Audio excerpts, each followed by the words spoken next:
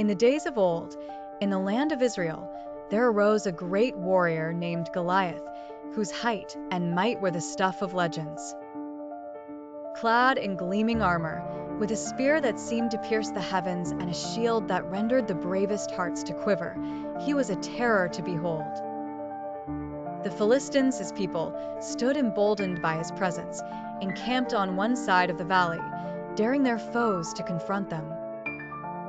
Across the valley, the Israelite army cowered in fear.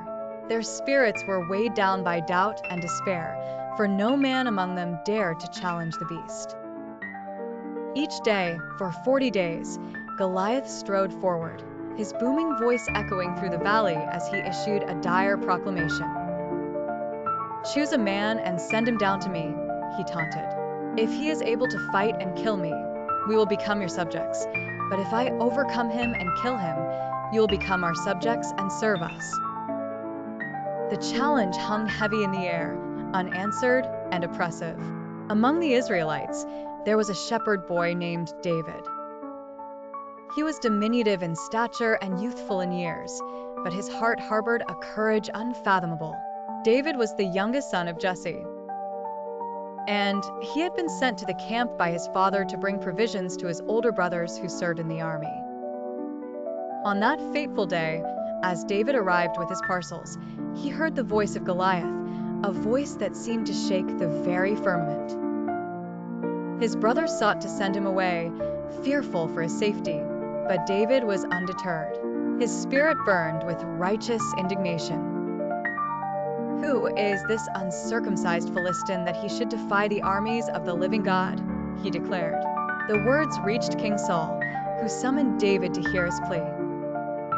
Before the king, David spoke with a fervor uncharacteristic for one so young. "Let no one lose heart on account of this Philistine. Your servant will go and fight him," he said. King Saul, taken aback, offered his own armor to the boy, but David rejected it. The weight and size were cumbersome, for David trusted not in the trappings of war, but in the strength of his faith and the skill in his hands. With his staff in hand and 5 smooth stones chosen carefully from the brook, David approached the battlefield.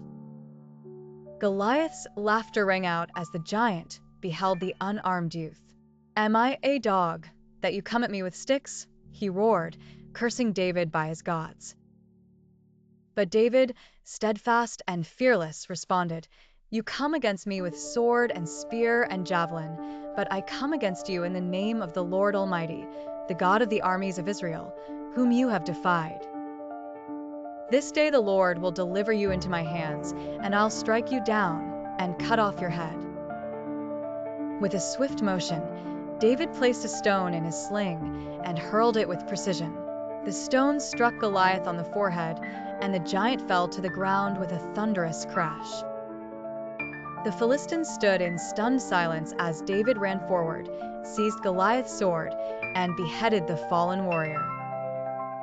The tide of battle turned, and the Israelites pursued the Philistines, routing them completely.